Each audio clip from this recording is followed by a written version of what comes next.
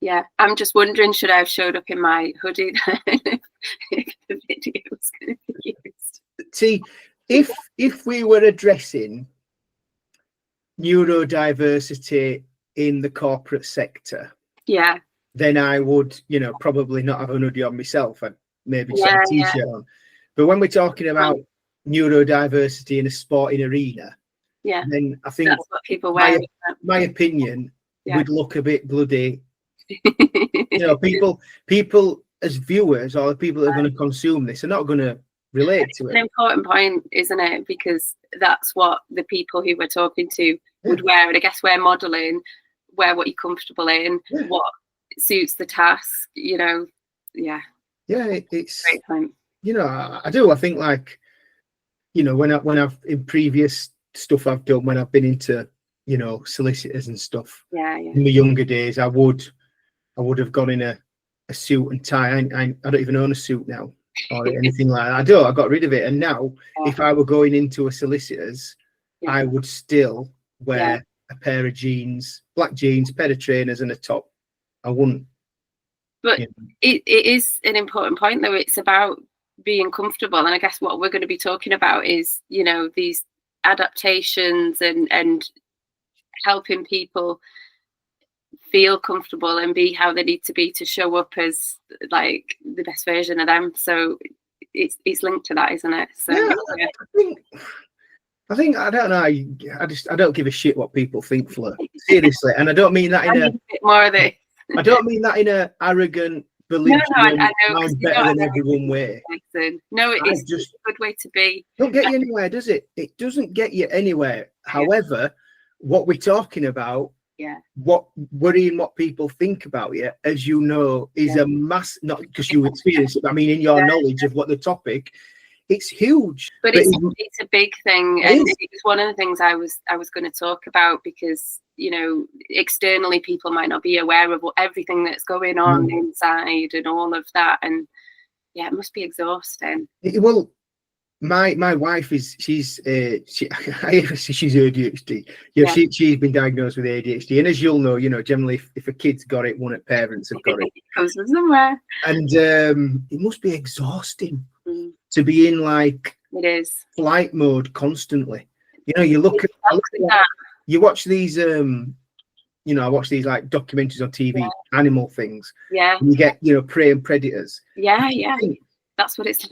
Being a prey animal must be exhausting, because you can never be relaxed, can you? Because you're constantly either looking for someone to eat you or someone to eat your kids. And I sort of akin that to neurodiversity, that sort of in flight mode all the time, where I'm sort of in fight mode. Not that I'm aggressive, I've never had a fight, but I'm no bollocks, I'll don't give a shit, I'll go forward. And it just gives you so much freedom. And I know for ND people it's not a choice, is it?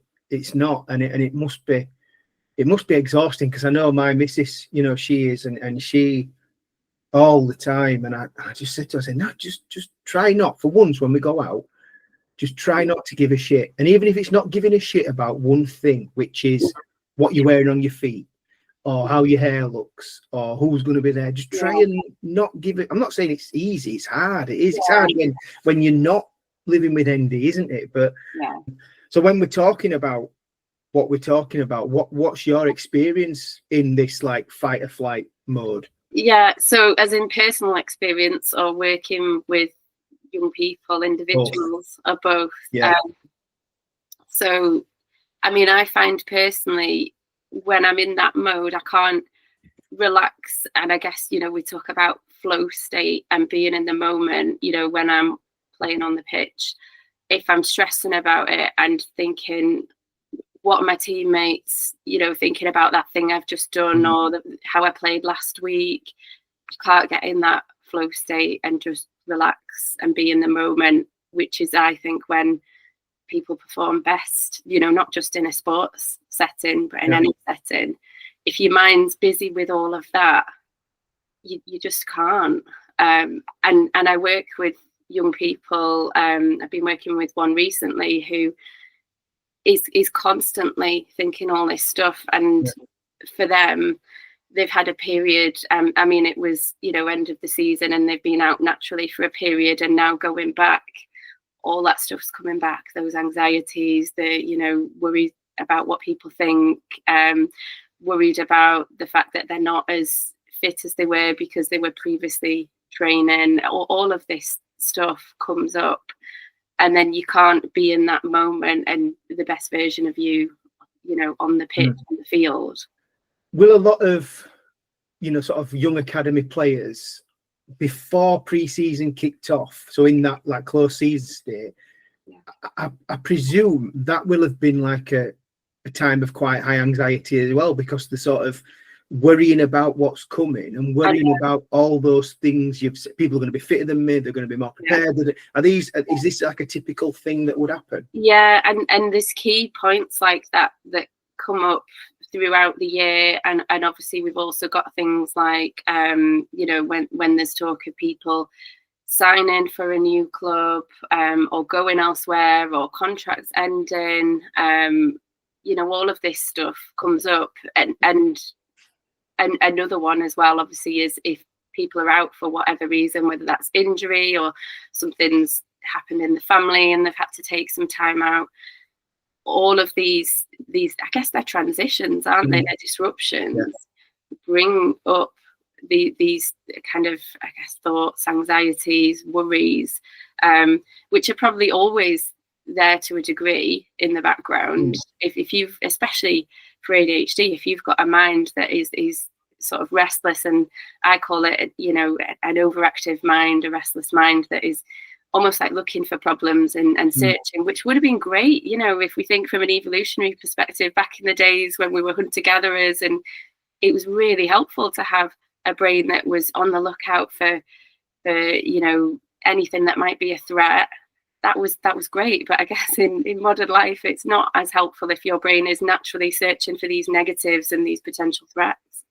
So like going back then to sort of when you said when you've been playing, and your brain is like thinking about, you know, is still in like a flight mode, where when I played, for me, as soon as I got onto that pitch, all my worries disappeared for literally 90 minutes.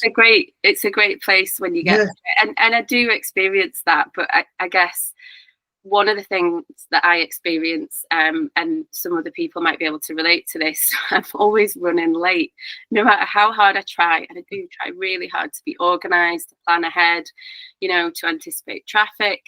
I'm rubbish at estimating how long things take. So I'm often late. So I'll show up and already be thinking, oh, my teammates are like fed up. They're thinking she hasn't got on here. She hasn't got here on time again, and I'm already like in that negative state, and then feeling like when I do get on, I'm going to have to like prove myself, and when I come off, I'm going to have to make sure I apologize and I'll try harder next time. So you're already, I guess, arriving in that state of being flustered and anxious. So that's something that comes up for me. And another thing that comes up for me that other people might be able to relate to as well is I'll think back over, you know, the last game.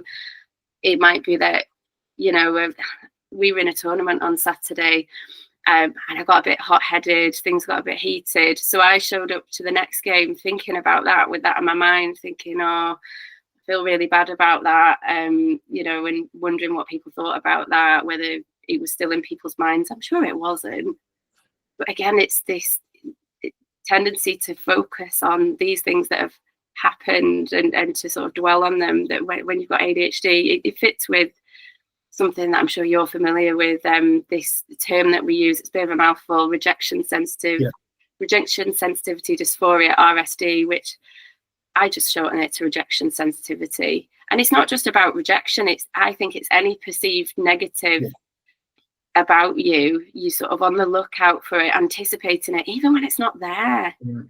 Do you also see that like you like you said, when you said then about it not being there, I think everyone does this. I just think it stays longer in an ND brain. So like, you know, you'll think you'll see things that aren't there. Because I always say to like to sort of people I know, I say, look, if you look hard enough, you're always going to find something that's shit.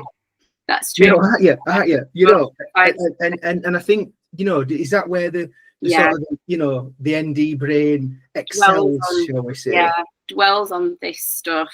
And it can be helpful, I guess, if we flip it round, that analytical thinking. If you're dwelling on the negatives, you can really look for in situations where things perhaps haven't gone as you would like, and think in lots of detail about, well, you know, what else could have happened? What might have been another way to manage it? How could it have happened differently? So you can sort of flip it round and use it when you think like that. You can come up with all sorts of scenarios in your head, and that can work for you if you're coming up with scenarios of, all right, next time, how is that going to look? What else could I do? What are the other options? How could it have played out differently? Which can be helpful. I guess it's being able to harness that, and often you need somebody else talking with you, coming alongside you to do that, whether that's a coach, a parent, a teammate, you know, a partner, a good friend. I quite often chat things through that have happened that, you know, I'm not happy with a really good friend who also plays football, so she gets it, and it just helps having somebody, I guess, a bit removed from the situation, the emotion, to go through that with you and talk it through and pick it apart and make sense of it. So it's maybe like I sort of, in my head, I put things in boxes, if you like, and I have literally, I focus on probably 4 things. Everything else, I don't have the sort of, I sort of see a brain as like a processor in a computer, you know. So when, and I see people that have got all this stuff going through their head, and it's like the processor's going so fast. You know, when your processor on your computer's going so fast, that fan comes on. People, and I just think you can see that the fan's on constantly, and it must be knackering. And I think what I know is that I don't have the capacity to sort of retain all this information. So I literally have 3 things in my head all the time: my family, work, and probably that's it. Everything else is like, it goes, and like, it's because if I try and think about stuff that aren't relevant, I'm going to forget something, or I'm going to not dwell on it, or I'm not going to understand something that I really need to understand. And like, I think when you said about, it's brilliant, you know, the positive aspect of that is that you're seeing things probably that other people don't see. The difficulty, I imagine, is it then telling yourself, I've seen it, I've dealt with it, move it on. Exactly. Is it, I've seen with it, I've dealt with it, oh, it's coming back. And this is one of the things with neurodivergence, is sort of filtering out all the noise and all the thoughts and all the other stuff coming in. You've described it brilliantly, and being able to focus on the things that you need to, the key stuff, the core stuff. That's what's really hard, and that's where someone else supporting you with that can come in. And, you know, it's not a difficult or complicated thing to do, but just having somebody else be, you know, the thing that helps you focus and tune out the other stuff can really, really help. It really helps. I always say, like, sometimes, like, my missus will say, I'm not going to be able to sleep tonight. I've got loads of stuff going around in my brain and blah, blah, blah, blah, blah. And she says, I don't know how you do it. She says, you lay there, you look at your phone for 10 minutes, you put it down, and you're gone. And I said, well, I've learned to just clear my head. You know, I'm not saying I'm better than anyone. It's just, you know, when you see people that are like, you know, proper physical gym specimens, and you don't get that by, you know, going to gym once and then eating burgers. You've got to work at it. And so, like, I've gymmed my head, if you like. And I just said to her, I said, well, look, everything that's going in your head at the minute, write it down on your pad. So sit down, write it down, and it'll just, your brain will think that it's out there. I'm not going to forget it. I can look at it in the morning, and it might, you might not sleep brilliantly, but it might just help you with those thoughts that are running through your head. It interrupts it whirring round and round, and that's where a conversation with somebody as well can do that. Or, like you say, writing it down, putting a note in your phone. Some people record voice notes. Having a chat with somebody, it interrupts that cycle of it going round and round and round, and just like a hamster wheel. So, like, when you said then about let's talk about, say, a young person in an academy or whatever, pre-match. Now, I think if you're not nervous about, when you step on pitch, I think you'd either bloody brilliant at dealing with that, or there might be something wrong with it, because it's natural, isn't it, to be nervous? And you need a sort of certain level of adrenaline and arousal to be in your peak, performance. Yeah. But how would that, if I'm a coach and I've got, say, 18 to 20 players in my match day squad, and let's say there's maybe one or two of us, it's difficult, isn't it, to see everyone's body language. It's difficult. Yeah. What sort of things could I be looking for in my players to alert me to the fact that they've turned up in that, let's use the term, in flight mode? Yeah, and this is where I guess getting to know your players and how they all look and respond in different situations is key. But some common ones might be if somebody's gone really, really quiet, or if they're talking a lot. That's, there's two extremes there where it can happen, because that can show somebody's just really overwhelmed. If somebody's asking a lot of questions, I've seen that before. That suggests they're in an anxious state. Yeah. And sometimes getting into a discussion and isn't helpful when somebody's in that state. I think it really depends on those individuals and how they show up when they're anxious, when they're under pressure. Just simple stuff like somebody might appear agitated, they might not be able to sit still. And I mean, you will get people moving around, obviously, in the lead up to a match because people are warming up and stuff, but it's looking for the telltale signs in your players where they're like, different or not how you would expect. I don't know if you've noticed any signs in your coaching. If I look at my son, he's the king of masking. Yeah, and this is what makes it really difficult. He's mastered the art of it. Yeah. And it goes down to his personality, and it goes down to his condition. Yeah. And like when you said about asking lots of questions, now, if we're doing anything from an autism perspective, I can see he likes to know what's going on and where we're going to be and who's going to be there and boom, boom, boom, boom, boom. Yeah. So if it's anything football or not football related, he'll ask me and his mum loads of questions. And I can see it's the anxiety about not knowing what's coming. However, if it's anyone else, and if he turned up to a football match and his coach is there, his coach will just see Jude just being Jude. Yeah. Not seeing, and this isn't the coach's fault, this is the masking element of neurodiversity, and I think that's what makes it hard. It really does. Or you might not notice anything. No, and this is why I think that football needs to understand what we're talking about more, to understand that just because someone's not showing signs of, ND in a general term, in an obvious way, doesn't mean to say they've not got it. I spoke to an academy yesterday. They said they had one player with an EHCP, and they needed some support around that player. And I said, you've got one player with an EHCP. If you're in a squad of 18, you've probably got at least 3 or 4 players that either probably not been diagnosed but have some form of ND. But if you don't know what you're looking for, and sometimes if you think about it, how can you look for something? How can you see something that's invisible? Yeah. And that's the difficulty around the condition for the people that are living with it and the people that are there to support them, so especially from a kid's perspective, because kids don't always don't have the confidence as well to sort of always put the hand up, do they? Especially if I'm sort of pigeonholing it a bit, but I'm using my son as an example, who's very shy. And doesn't want everyone to be looking at him and seeing that he doesn't know. They don't want to stand out. They just want to blend in, get the head down. And that makes it really difficult for anyone who doesn't know them well. And I guess this is where parents, carers, people who know that person come in. And it's so important, isn't it, to have those conversations, that relationship.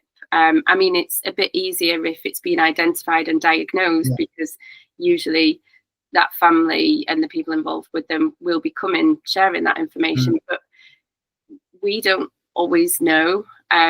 You know, it can show up over time, and that this is where it's so important. I know I'm preaching to the converted here, that clubs, coaches, organisations are aware of what neurodiversity, neurodivergence is, what autism is, what ADHD is. They're the two most common ones. Obviously, there's other forms, so that they can notice any subtle signs, and it all comes through getting to know those individuals as well, doesn't it, over time, because we know about masking, and I mean, it's true for everybody.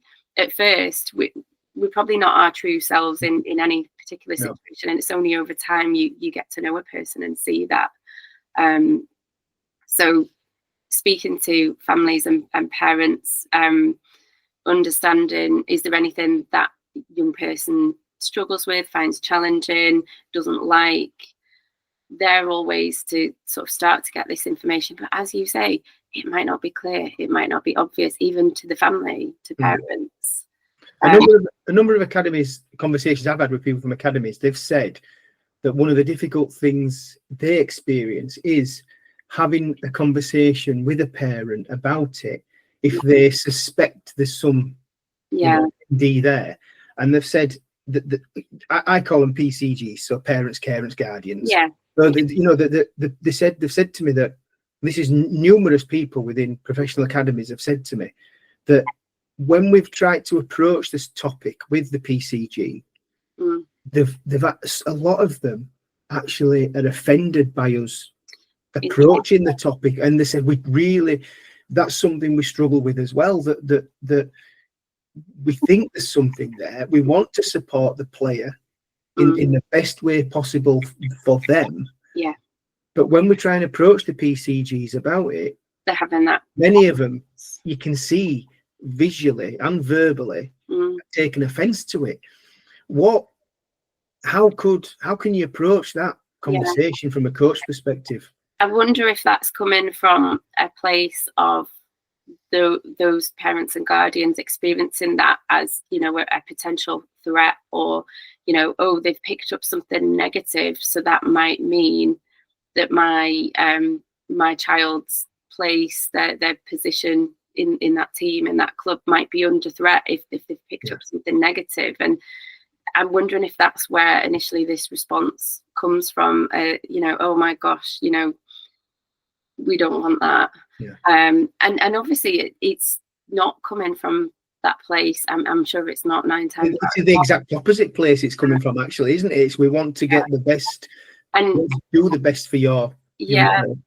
And I guess thinking about it from a parent or guardian's point of view, you know, probably their child's place at the club, at the organisation is, you know, a really big thing that they absolutely are invested in and do not want to lose.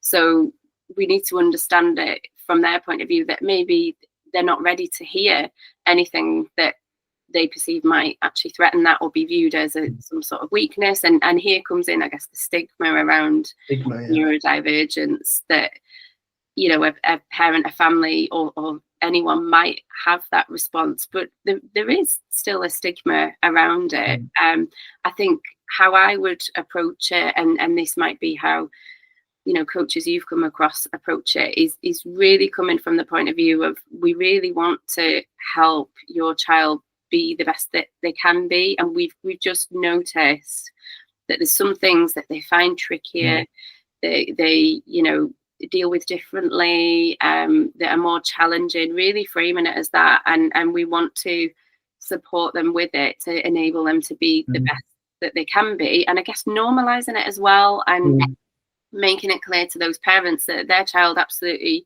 is not the only one who might be experiencing these challenges, and actually it's more common than you think. It's just many people don't talk about it, and there's strengths associated with neurodivergence, as we know, and particularly in sport really draws in and captures many neurodivergent people, because you know, it's a way to harness their skills, their their brains, their, you know, hyper focus, dedication, passion, commitment. You know, for some people, the repetition, they really thrive with that. So sport and neurodivergence can really go hand in hand and be a great combination. But I think we're still at a point, it's where mental health in sport was at, you know, a few years back. We're still at a point where it's sort of perceived, viewed as a threat, as a negative, you know, wrongfully, I think. Yeah, I agree with you. I think if you look at football, just, you know, I think we're 5 years behind where we should be in society around things like neurodiversity, mental health, racism, sexism, you know, all of equality. Difference. So we're 5 years behind in society where we should be. Football, I think, is 5 years behind where society is. Yeah. It always is. And whatever people said to me, I said, well, talk about racism then. Miles away. We're miles off it. We've done nothing about it. Talk about equality. We've done nothing about it. Certainly in the men's game anyway. The women's game seems more, you know, equal, shall I say. You know, there's less judgment in the women's game from players, from spectators of all genders. Yeah. We're miles behind where we should be. And I think when you talked about the stigma around neurodiversity, definitely. And I think for me, two great points you hit on there were, you know, explaining to the PCGs that this is not an uncommon thing. No.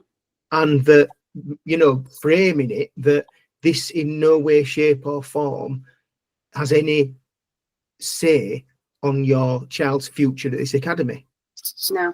You know, this is not something that we're going to be looking to score them against. We're actually looking to score them on in a positive way. And I imagine it is a very awkward thing. And how do you approach that? You know, it's like, because people will think you're saying there's something wrong with my child. No, exactly. I'm not. But especially if it's new to them and they haven't considered it before, and that puts whoever it is having the conversation in a really difficult position. But it's a really important thing to raise, because it could really make a difference if then we uncover that, understand it, equip everyone to support that individual, and then hopefully they can thrive. You know, we see players like Lucy Bronze. I love that she's been coming out and speaking about her experiences and her journey, and we're getting more and more, you know, pro footballers being more open about it. There still aren't many, which again speaks to what we've just talked about, but more and more are feeling like they're able to share that. And I think it's important to highlight that there are people really succeeding at high levels who are neurodivergent. You know, you can. It's absolutely possible. Do you think, though, and my opinion on this is that because football, certainly the higher you go up, the further you go up, it's a results business. Yeah. And I think why people, and a term you use there will come out, which is like, it sounds ridiculous, but it is what people think and say and do. And I use that term.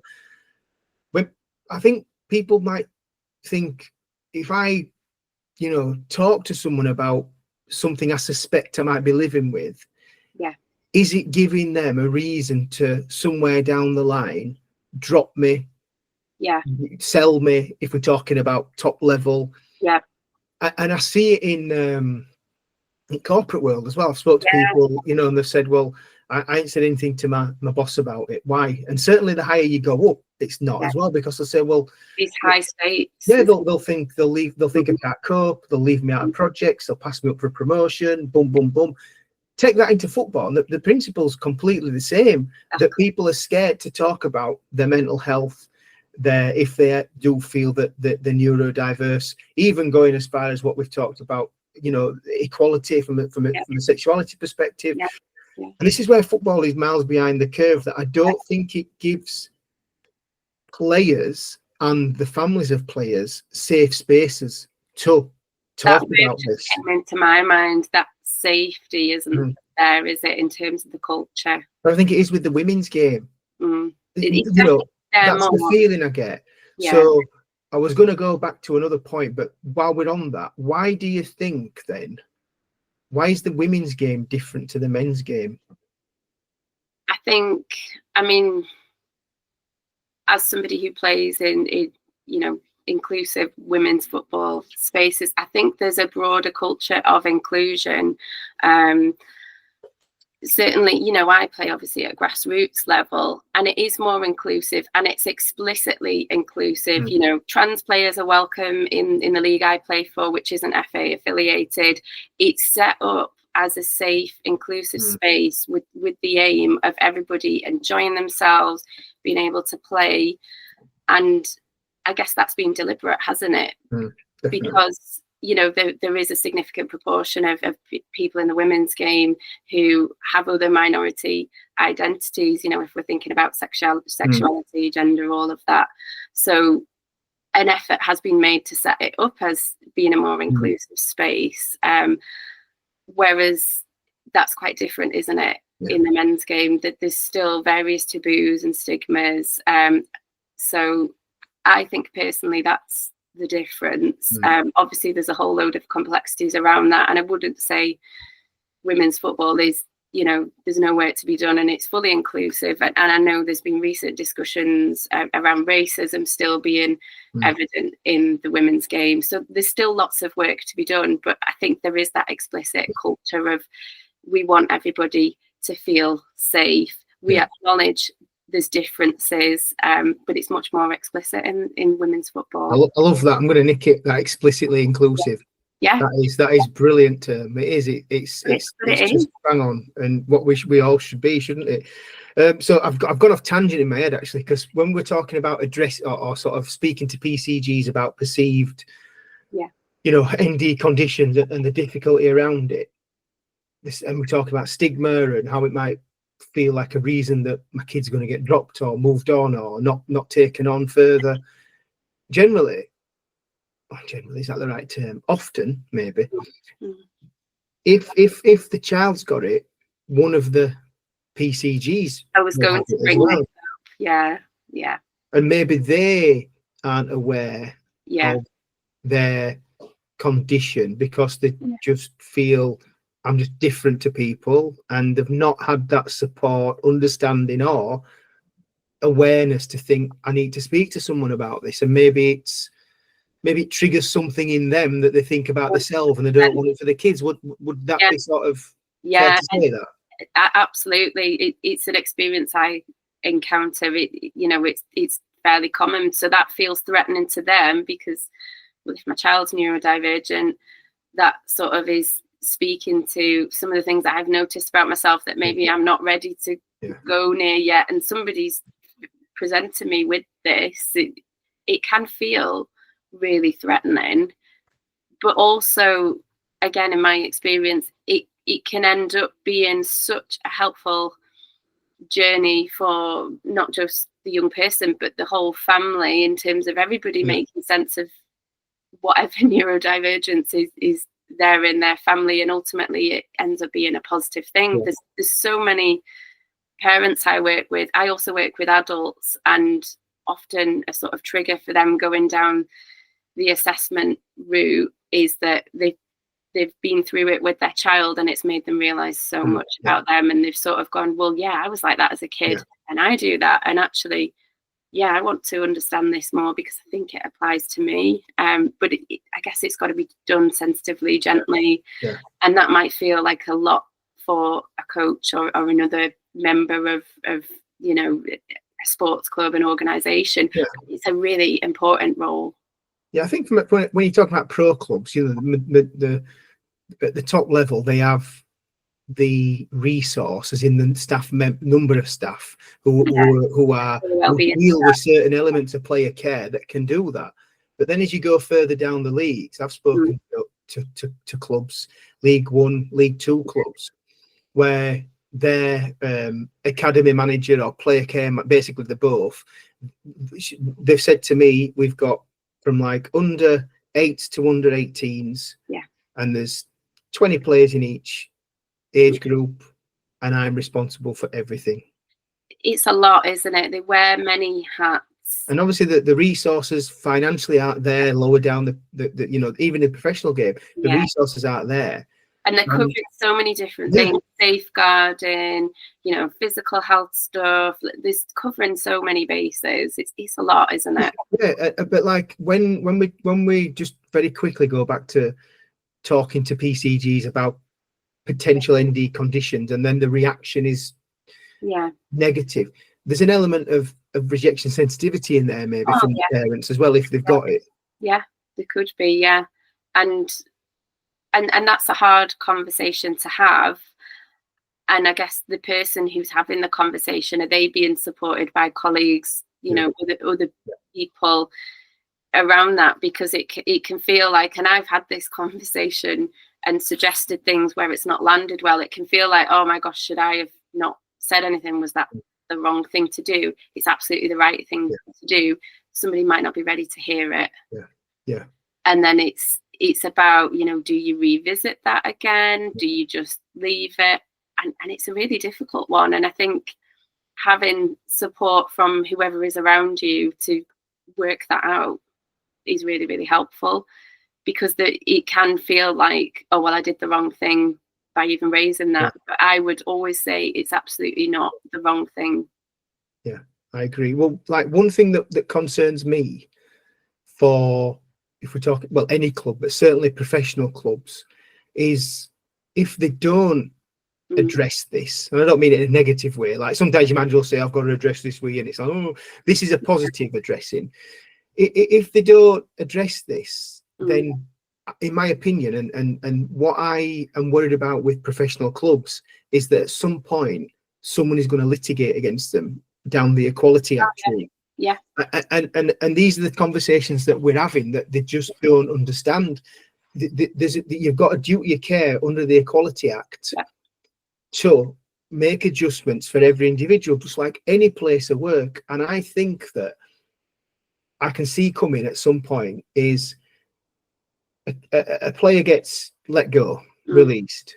It comes out that player is neurodivergent, and the family then litigate against the club for under the Equality Act. Yeah. And this is what we're saying, is that you've got to be having these conversations to protect the player, to help the player, but also from an organizational perspective, you've got to protect your organization as well. And if you're not doing it, at some point, it's like one of them things. I think once someone does it, then it'll just, the dominoes will fall, and it won't be like, it could even be like a no win, no fee job. Well, we see this in workplaces. Yeah. There's that many kids go through the academy system. Yeah. And for me, you know, the academy system, certainly at the younger age, is just like a conveyor belt. You're only on it till someone better comes along. Now, I've in my capacity, what I do, you get academy scouts coming to you all the time. Oh, can you bring your boys up? We'll have a look at them. A couple might get taken on. It is very transient, but I think, as you alert to at start, parents don't see that. PCGs don't see it. They get so invested in it. It's their dreams. It's their dream, isn't it? And then when it doesn't work out, because it's not gonna for 99.9%. That's the reality. When you're hurt, it's human nature to look for someone to blame, isn't it? And look for and I just think that I'm really concerned for clubs that one person does it, you're going to get some ambulance chasing lawyers saying, have you been let go from a professional academy through no fault of your own, and it'll be down to the clubs to prove, exactly, not for them to prove to the clubs, you know. And I just think that from that perspective, it's a bit of a time bomb. And I'm not trying to sound dramatic, but I think it's a bit of a time bomb for clubs. I've seen it in workplaces because I've worked in that space as well. And then what's coming out in I guess the employment law and the tribunals is that not already having it formally identified or a diagnosis is not an excuse. So we need to be looking for it and, you know, trying to put in the adaptations, trying to raise awareness, doing all this stuff regardless of whether there is a diagnosis or not, because I know the argument will be, well, we didn't know that they didn't have a diagnosis, but that doesn't stand anymore. You got to have evidence that you have actually on several occasions did try to discover, that's probably not the right term, but try to... No, it is. I think discover is a great term. And I think with all of this, again, in a workplace setting, there's so many parallels. Anything you're going to be doing along the lines of trying to work out individuals' communication styles, things they find tricky, putting those things in place, raising awareness, is going to benefit everybody. It's like a no-brainer. And I know there's usually the concern of, well, that'll create extra work, that'll create extra cost, it'll require resources, but you can do it in a smart way, which actually will benefit everybody. But like football clubs aren't immune to the same demands that other businesses are. And I think football in the professional game, it's in its own bubble, isn't it? Oh, it is. It's in its own bubble, and it thinks it's different to other places. And to a certain extent, it is. But it's only because those outside the bubble are not in it. You know, because very few people get in that bubble of football, don't they? Professional football, 0.001% make it to Premier League, 0.1% make it as a professional, bam, bam, bam. So inside that bubble, very few people get in there. But for me, there are hundreds of thousands of people that are on the periphery, just outside that bubble, that don't get into that bubble, and they're gonna at some point try and pop it because they've not got into that bubble.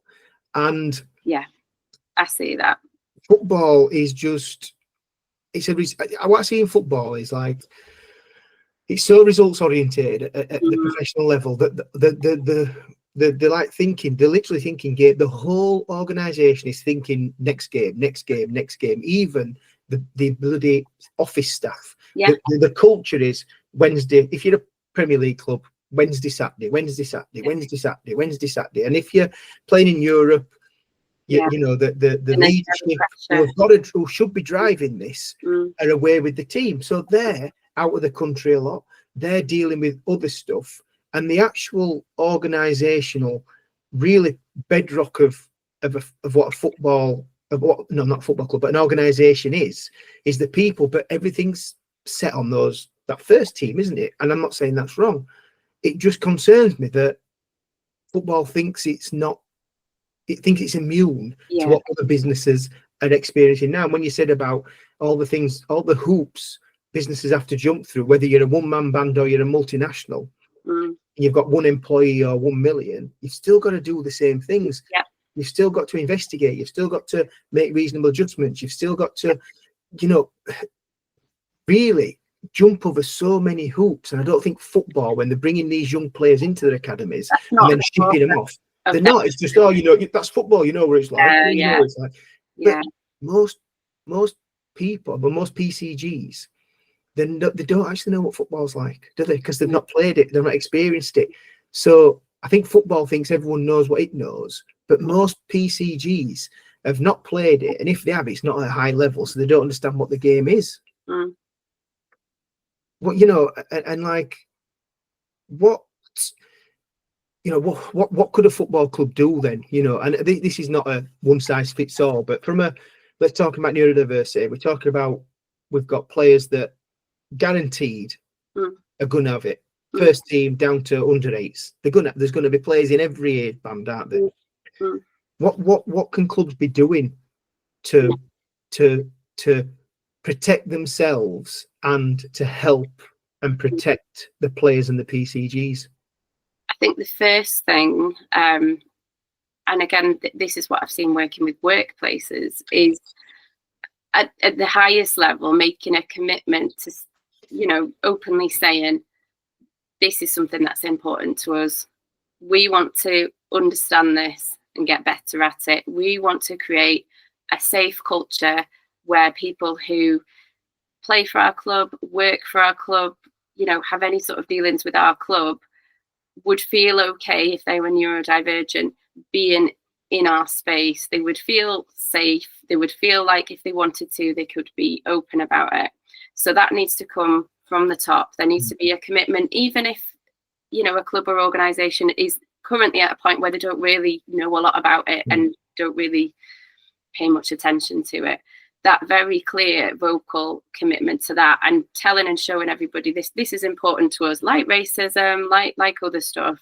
you know, around diversity and inclusion. I think that is the first step, sending out that clear message, following that up with an actual strategy. Okay, what are we actually going to do about that then to be able to achieve that aim? So one of the things I usually advise is, at a minimum, everybody having some level of training about what neurodiversity and neurodivergence is and why we need to know about it. So all the things you've talked about, the stats, you know, helping people realize it's not as rare as they think. Yeah. They will be working with somebody who's neurodivergent. They will certainly have players who are neurodivergent, whether it's recognized or not.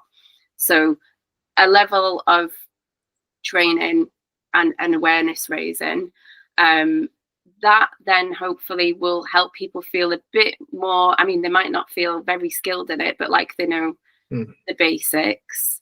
And then I think having more specialist advice from somebody who knows about it, whether that's somebody who does some specific training with coaches around, okay, what does that look like for the age groups you cover? What are the typical challenges those individuals might face? Or some sort of regular consultation with somebody who knows about it. It might be that there's somebody already within the organization who's passionate about it, who's neurodivergent themselves, or who is a parent, or who has some other, I guess, direct experience of it, who wants to take the role of some sort of, you know, ambassador or, you know, champion for it, who people can go to with the day-to-day. Oh, okay, this has come up, I'm really not sure what to do about it, I'm suspecting this, but they have a clear person to go to, so those conversations are happening, they're not just being swept under the carpet, which that is common too, that maybe people have had some training on it, but then they think,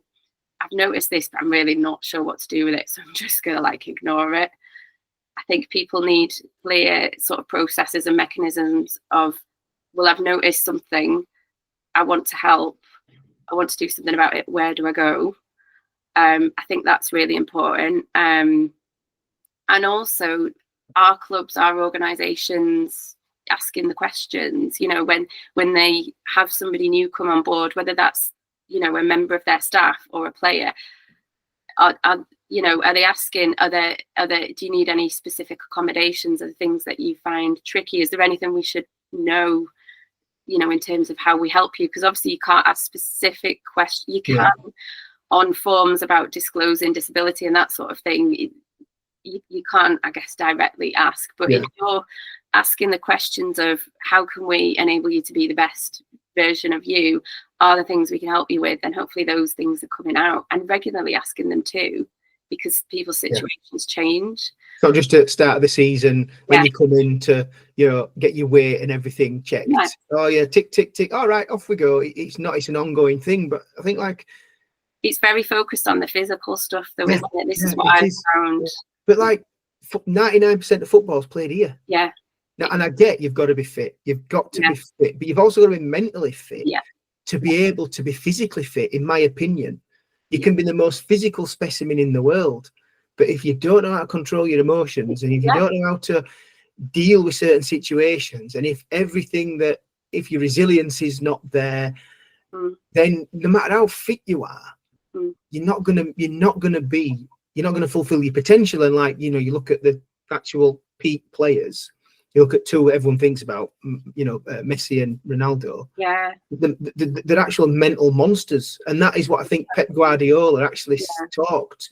He actually described Messi as a mentality monster. And when I say mental monster, I mean a mentality. I know what you mean. You know, he said he's a mentality monster, and so no matter how good he is with the ball at his feet, and it's just God knows, God-given talent, if you believe in that.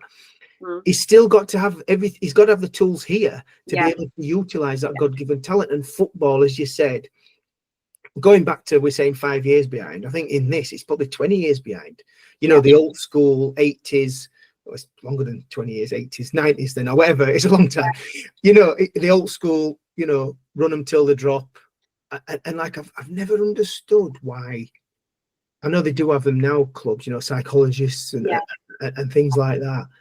I could never get years ago why clubs didn't have, you know, psychologists and like, I remember when like back in 90s and early 2000s when England would go to tournaments And I think, why have they not got psychologists? Because to me, it's not a talent thing with English.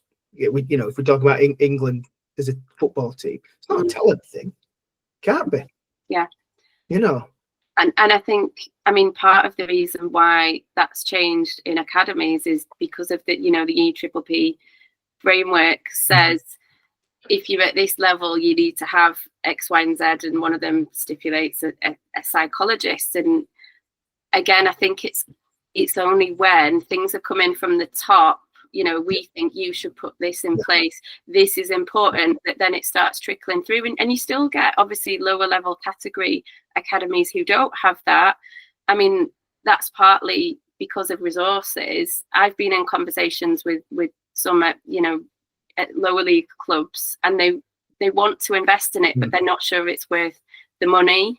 And I think it's almost that you don't know what you don't know. When you understand, it doesn't necessarily have to be a psychologist, but people who know about this stuff, when you understand the benefits of what that then will bring to everybody, not just neurodivergent players, in my head, it's like a win-win thing, but obviously money does come into it.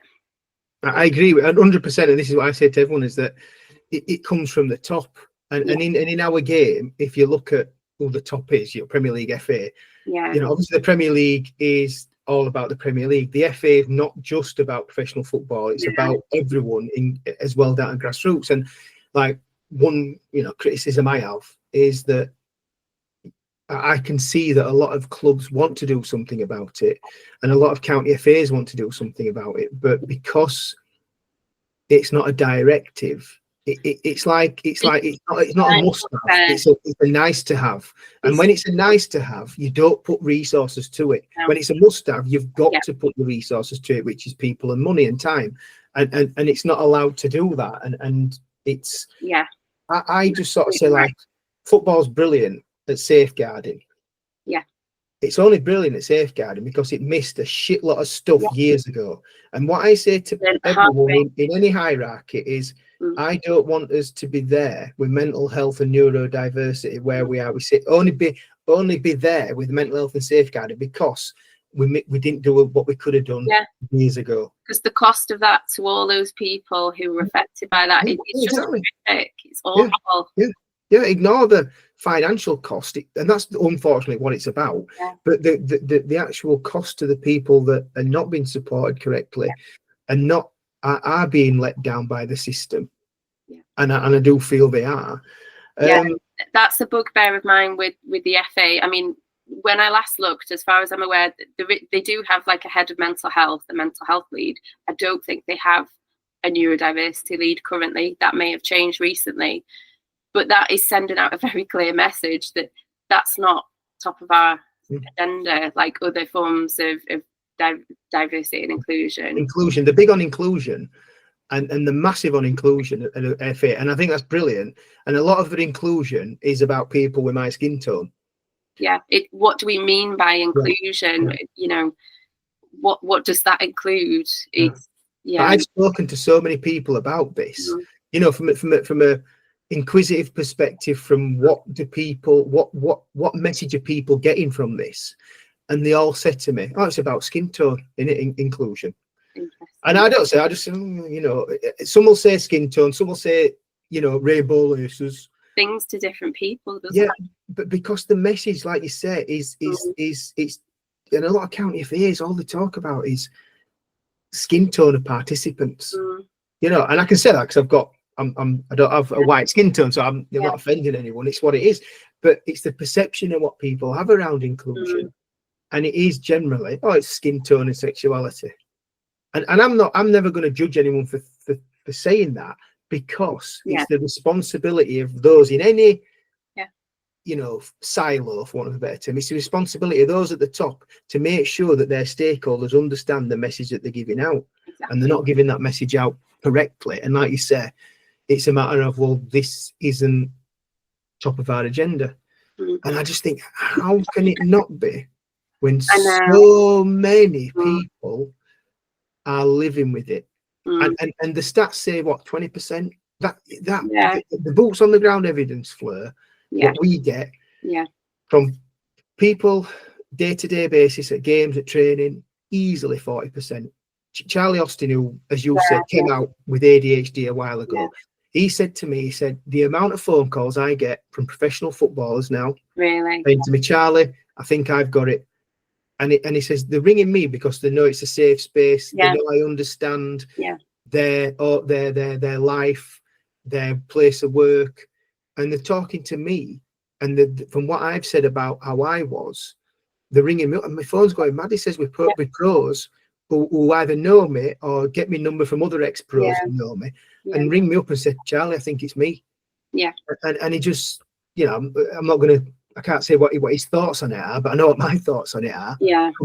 Complete neglect of people that are earning hundreds of thousands of pounds a week, but we can't afford, or we don't have the time, or we don't have the inclination to put things in place where they can speak to someone at a club and not someone that they don't know. I was talking to somebody about this yesterday. You've only got to look at former players who, you know, may or may not have diagnoses, but who faced very public challenges in their lives. And I look at some of them and I think, I wonder if you're neurodivergent and whether your path and your story could have been very different if that had been picked up. I mean, we don't know, we can only speculate, but I agree. Yeah. I agree. People that have had other challenges, like, you know, addiction, alcoholism, things like that. And I've speak to, I'm not saying Stephen Corker has any form of neurodiversity, but I spoke with him about his career and how it went. And like, you know, he said to me, he said, like, the worst thing that I did was tell the club I was with at the time about my addiction. He says, because I was just ostracized. And he were very good about it, because he said it were different back then. You know, he's not 60 in Stephen. I think he's about early 30s, mid 30s. So this is modern day football we're talking about. But it was very complimentary about the club. So they were different back then. They didn't know how to handle it. He said, I got no support. I got nothing. And I just said to him, I said, you must look at players that you played with and think, I were better than them, and look where they are now. That's the sad thing. And there's always an underlying thing around an issue that you have, gambling, addiction, things like that. And like, I'm not saying Stephen has ND, but no, but there is always very common, isn't it? And when you're constantly being told that you are wrong, your brain is wrong, you should be doing this, you should be doing that. All your life, people are telling you you're shit, basically, aren't you? And like, I sort of use the terminology like schools. You know, school works for 4% of people. Yeah. And really, what it's telling everyone is, if you've got a good memory, you're going to get on in life, because you just need to remember what the answers are to a test, and you're laughing. And how many people learn like that? I know. And it just worries me for the future players, for the future people. If we don't sort this out, there's going to be more people who face these challenges, and in a very public way. You know, if they go pro, it's heartbreaking. But we can be better. We can get better at this stuff. There's definitely work to be done. There really is. And I was just going to say, it's frustrating, and I'm sure you can relate to this, because I see pockets of this going on in grassroots clubs, in lower league clubs, where they really do care about this, and it is on their agenda, and they're looking for leadership and looking for places to go with it. And it's like, well, what is that? Bang on. Yeah, it's like we run a regular understanding neurodiversity and grassroots course, and we do it on Zoom. And the reason being, for a number of reasons, but firstly, it's like practicing what we're preaching. So like I said to people, I say, you know, you say to someone, I'm going to send you on a training course about neurodiversity, Fleur. Oh, brilliant, love that. You're going to be in a room, bright lights, a load of people you don't know. You're going to be asked to interact, and you can't hide really, because you're in front of everyone, and you might get asked a question. If you don't answer it, you might look stupid. Oh, shit. Where when we do it by what we're doing now, you can see the interaction is amazing, because people can switch the camera off, they can chat on the type chat, and what we often see is that cameras are switched off at start, and we'll ask questions about their interactions with neurodiversity, blah blah, and the type chat is just absolutely immense. And then you see people then switching the camera ons and getting involved, and it's like, you know, you're on this, you can get up, go for a drink, walk round, you know, move. You're not sat at a chair and worried that everyone's looking at you, and am I going to get asked a question, and if I don't answer it, everyone will know I've not answered it, and blah, blah, blah, blah. And when you said that, I think people and clubs are looking for leadership. You're absolutely bang on, because it sells out every time does these neurodiversity courses. And brilliant. That's so brilliant. Yeah, it is. And like you said, though, the grassroots clubs need, they know, you know, when you've been impacted, and I think this about mental health and neurodiversity and any form of stigma or you know, ism, whatever you want to call it, people are like, they don't address it until it's affected them. Yeah. You know, I've been talking to a league down south about we've talked about, you know, running some mental health first aid training, which we do, and we've done it, and it's, you know, we do it. And then I got a phone call, and he says, Danny, we need to get this mental health first aid training sorted for us. I says, why? We had a committee meeting, we had people breaking down, explaining to us the toll that the season had taken on the mental health, and we need to sort it. And it just hit home to me that, you know, often you don't deal with stuff until it's hit you, you know, and neurodiversity and mental health for me are the same. But just before we wrap up, Fleur, I want to touch on a few things. So we've touched on sort of RSD, rejection sensitivity, and how, you know, from a coach's perspective, often players are given a kick up the arse, aren't they? Yeah, you know, they call it, don't they? Now, it's classic adage, you know, some players need an arm round them, some players need a kick up the arse. Yeah. When it comes to sort of RSD, it's difficult for a coach. If you don't know a player's living with it, and if you do, how do you deal with it?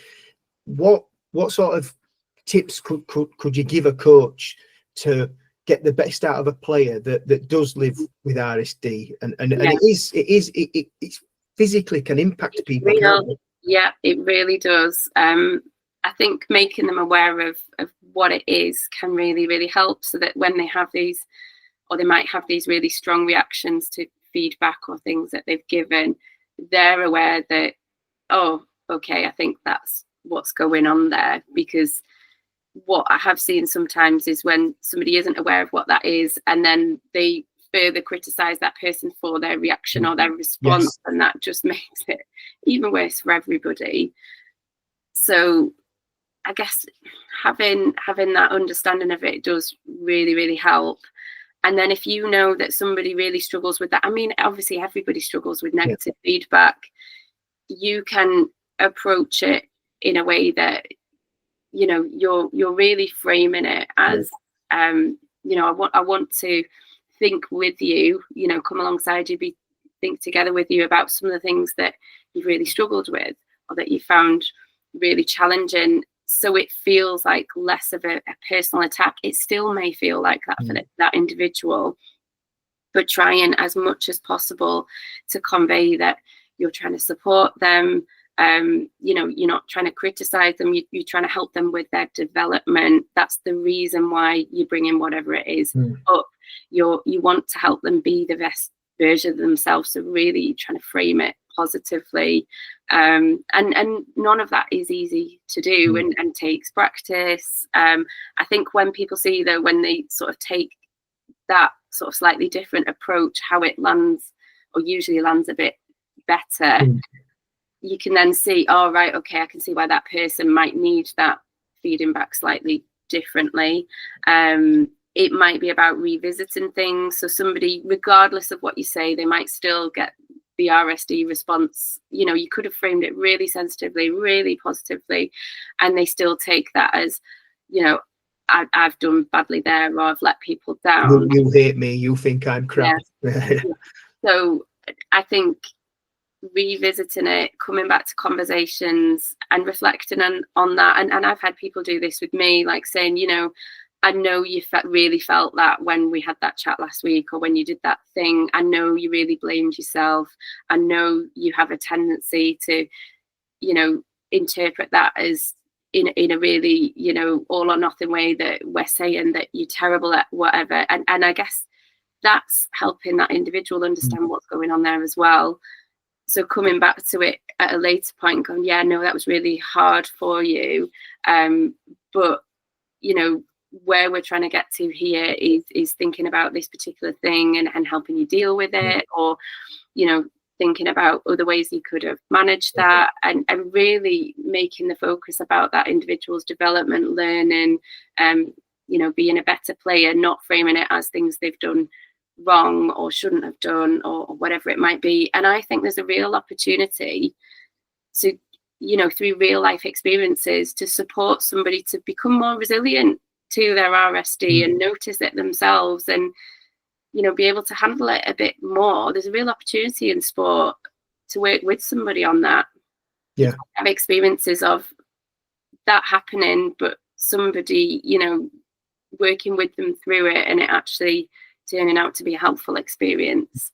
That's huge. That's such an opportunity. Is it like saying to them, look, I understand you know, you find this difficult, but I also understand why you find it difficult, and that is that second part is the real door opener into. I understand why, and it's the helping why them understand themselves as well, because they may not even clock that that's what's going on for them. Sometimes I don't, and I know all about this stuff. You know, in that moment where you've taken something as a criticism, you may not be able to reflect and step back and realize, oh, I've done that thing again because my RSD's got going.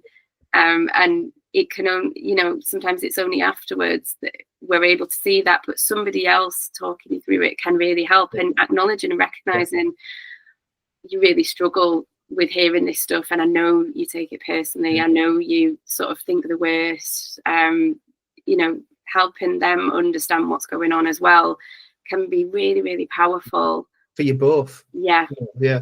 So could we just then briefly touch on ODD and PDA, which interesting, will show up quite a lot on a football pitch during a match and during training.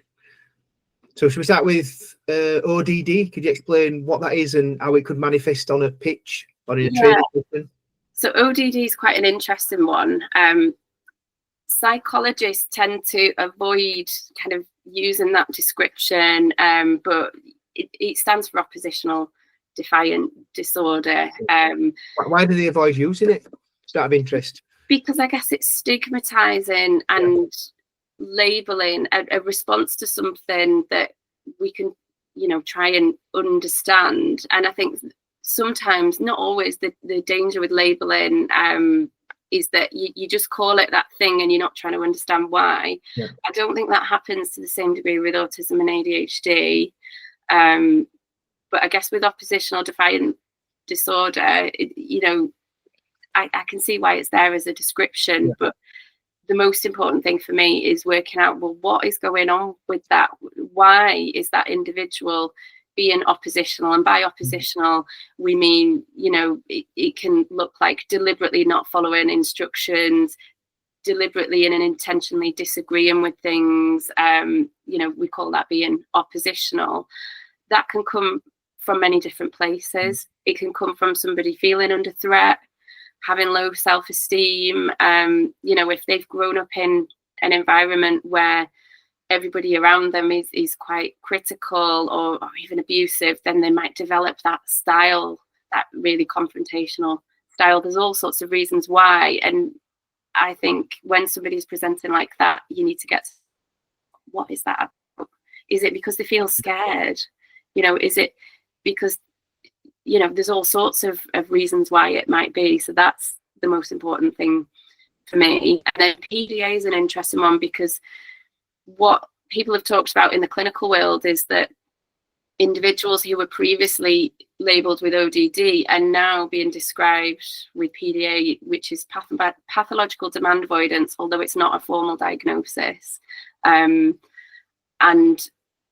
that's what we're seeing, that sort of seems to be a term that is replacing it, even though in my mind they're sort of two different things. I think about PDA or demand avoidance as, you know, if we get to what it's talking about, it's the avoidance of demands. Again, it's, well, what's going on there? If somebody's avoiding demands, that they're maybe scared, overwhelmed, they're not understanding what they need to do. There's also a strong drive for autonomy usually involved, so somebody feeling out of control, so then they're having to take back that control by refusing to do the thing or to go along with the demands. And often the demand feels scary, threatening, overwhelming, so the person is opting out. And that's really, really hard to work with if you're a coach, a teacher, a parent. But if we think about, again, what's going on underneath that? Why is that individual responding like that? How are they feeling? What is it about that situation that feels too hard that it means they're refusing to do the thing? That's when we can helpfully think around it and think about ways to support them and help them engage with the thing we want them to do. And it might be that, you know, we use different language that helps them feel in control. So instead of saying, you need to do that thing, it's about, we've got to get this done next. You know, it's slightly indirect, or saying, you know, you have to put those yellow bibs on. It might be, do you want to pick up the green bibs or the yellow bibs? Yeah. Giving them like, letting them think like they've got a say in what you're asking them to do. So yeah, there's very subtle things we can do that just, I guess, make that demand seem less scary, less direct, less overwhelming, less threatening. But it's important to understand what is going on there in that situation, rather than what some people do. They just double down on it and then punish that person and then say, well, they've got to learn, and just keep imposing more demands, and then they just see more of this behaviour. Yeah. It's like antagonism only breeds more antagonism on the other way, doesn't it? Struggle. Like a mirror, isn't it? It just keeps coming back both sides. So how can these two, or how do these two, I don't want to say conditions, but situations or whatever, how can they manifest themselves? Or, you know, what sort of things, how do they show up on a football pitch, basically? So exactly the stuff I've talked about. If you ask somebody to do them sort of saying, no, I'm not doing that, or them going and doing something different. And, you know, quite often that's put down to an attitude problem. And, you know, I can see where people are coming from when they label it as that, but labeling it as an attitude problem, is that getting us anywhere? Like, the assumption there is that you just need to change your attitude. Okay, well, you ask them to change their attitude. They're probably not just going to go, all right, yeah, I'll suddenly do what you want me to do. It doesn't work, really, do it? No matter how much we as the adult might think they've got a terrible attitude and they need to change it. That approach, if it is, you know, these sorts of presentations, is not going to work. The approach that's going to work is thinking, you know, putting yourself in their shoes, like, what's going on for them there? Do they feel like overwhelmed by the demand? Are they anxious about what it is? Do they feel like, you know, they want to be in charge of the situation? Are there ways that we can do that? You also might find individuals just deliberately doing the opposite, you know, giving back chat, that sort of thing. And it's really difficult, because what parents and coaches will say to me is, well, how is that different to, you know, like teenage behavior or somebody just being a pain? And it all comes back to whatever's underlying it. So if that child has really, really low, or that young person has really, really low self-esteem, and one of the ways they get to feel in control and like bigger is, you know, saying no to adults, because, you know, some young people wouldn't dare do that, and then they've dared to do it and realize, oh, when I do that, I feel powerful, I feel, you know, and so they do it more. A bit of a boost. Then we can understand where that's come from, and we can think about other ways we can help them feel like that, so they don't need to do this particular behavior. But just telling somebody off does not work. You just get in a power struggle. Brilliant. And that's probably what people might see, you know, on a football field. But it is difficult to work out, is this, I guess, just general back chat and, you know, somebody being a pain, or is it something more than that? And again, that's where it comes to understanding and noticing your players and what might be going on for them. I think that's difficult as well from an adult perspective, to certainly adult-child relationship, is sometimes the adult's ego gets in the way and won't allow them to. Well, it's not. I've got to show I'm in charge, and you know, and societal expectations, isn't it? You know, I've got to be showing to the other kids that I won't take any nonsense. It's difficult, and it goes back then to not just educating the coaches, but educating the whole team about what we've talked about today. So the other players at whatever age understand why, understand basically that everyone's brain works differently. And sometimes some people's brain works in a way that they don't want it to, but it just does, for want of a better term. So there's no judgment from the teammates as well. And they might get a different approach, but there's a reason from it. But again, here's a real opportunity for young people to learn about difference and diversity and things they might not come across in other areas of their life. They're learning about people and difference, and that's ultimately going to really help them if they're exposed to people who experience all this different stuff, and they're hopefully going to be more understanding and accepting and inclusive themselves as they go forward in their lives, rather than a young person who's never seen any of that and then sees it and goes, oh, and But Fleur, honestly, I could have sat down and listened to you all day. Thank you so much. I'm thinking, bloody hell, look at time. So I'm really sorry that it's gone over. Oh, not at all. I really enjoyed it. I could have listened to you all day. We can always do it again. So, can't wait. Thank you so much.